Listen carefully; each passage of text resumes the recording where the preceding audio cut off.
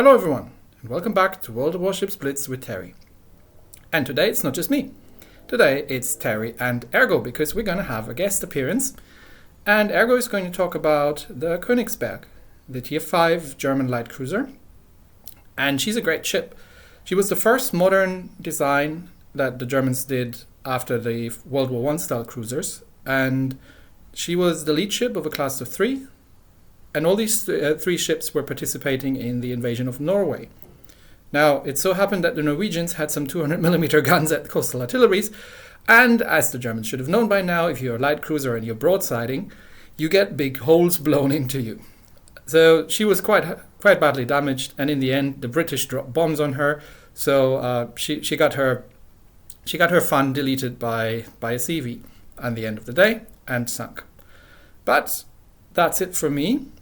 For now, I'll be handing over to Ergot to talk about what he likes about her, and then then he'll do a battle, and I'll leave some notes what I think he's been up to. So that's it for now. Over to you. About one of my favorite Tier 5 cruisers, which is the Königsberg, and it says in the details that it was equipped with 3 triple 150mm main guns and 4 triple torpedo tubes, making her a dangerous combatant. She only has one ship skill, which is the precise aiming system, and that is all. I have her with just the Sea Storm camouflage, which is sort of the basic camouflage. I don't usually pay for the Seaborne Assault or one of the other ones because it's expensive and there's no reason to on a ship like this. As far as equipment, I usually load out, this is my usual loadout. It's got the main battery modification 1. I like to be able to turn quickly, and then steering gear modification 1 and the steering gear modification 2, both for the purposes of just dodging torpedoes and being able to agilely move. I don't usually load the third slot. I usually just have the improved crew rations and the refined diesel. I have a captain on him that's been there for a long time. You can see there's his skill set.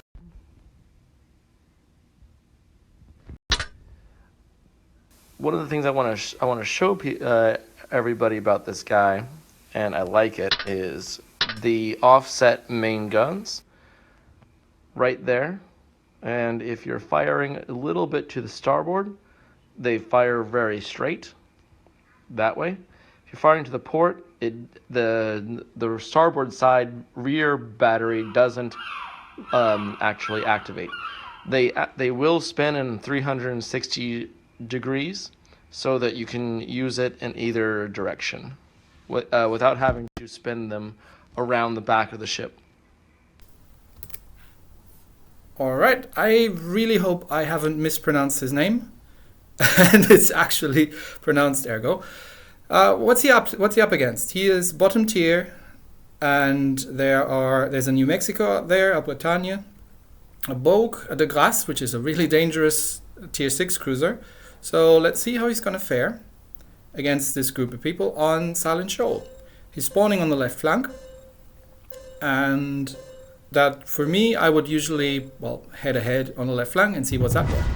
So, opens up the engine, switches over to armor piercing, which is a really good idea because you're in a German light cruiser, your high explosives are pretty bad.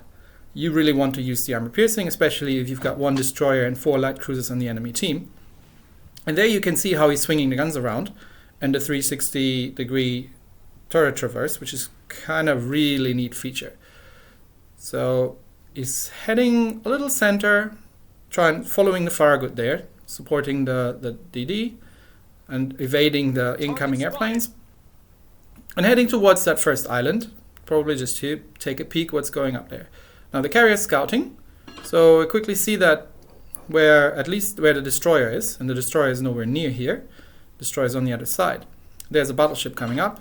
He's plane spotted, and at this point there's 3 of them on the left flank. There's a destroyer, himself, and a battleship against one New Mexico.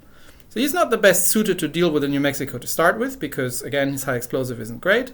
He would have to get into torpedo range, take some damage, and there's relatively little at the right flank to support. So he's turning around, doing the right thing here, I believe, and actually takes aim at the Farragut. Now, he could have taken that blind shot, but it's always hard to say that.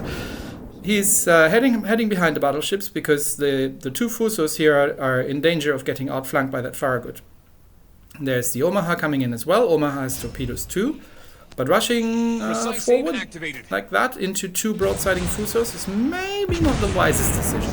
But there comes the Farragut, and he's right spot on target to deal with this destroyer.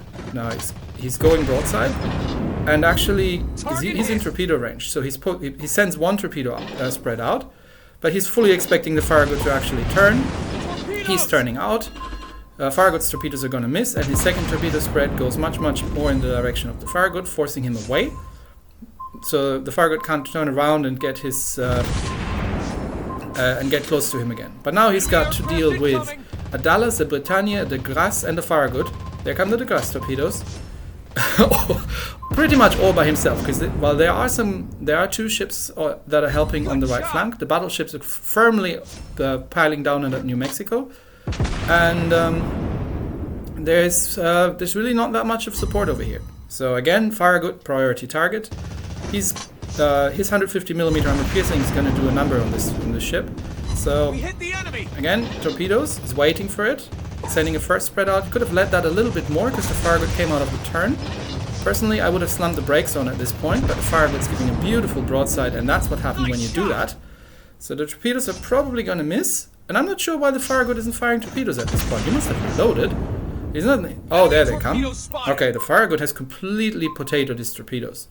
Maybe he was predicting that he would break, and now he made the second and last mistake. He came out of his smoke. So he came out, should have used the smoke to disengage, and the Farragut is very much dead at this point. So well done for the first kill. For his first kill, that is. How does it look? The team's doing pretty well. We've lost a cruiser and a battleship, and the enemy's lost two cruisers, a destroyer and a battleship. Now here comes the Dallas, and the Dallas is a tier 6 cruiser, but she's not the greatest ship, and she's in torpedo range of a Königsberg. So he fires into the broadside of the Dallas. Doesn't quite get a Citadel at this range, but now here comes the Britannia as well. So now he's in trouble. He slows down, trying to probably figuring out what to do, and say, okay, I'm dead at this point. So time to YOLO. He goes forward, outturns his torpedoes a little bit, and the Dallas is probably going to be able to dodge some of these, and gives broadside to the Britannia, which is usually not a great idea. So Dallas has slowed down, has dodged the torpedoes, but he's turned the ship around, got a second spread away, and at this distance, even the Dallas can't dodge this. And there she goes, takes her with him down the grave. Gets taken out by the Britannia, but let's be fair, he never really had a chance at this point.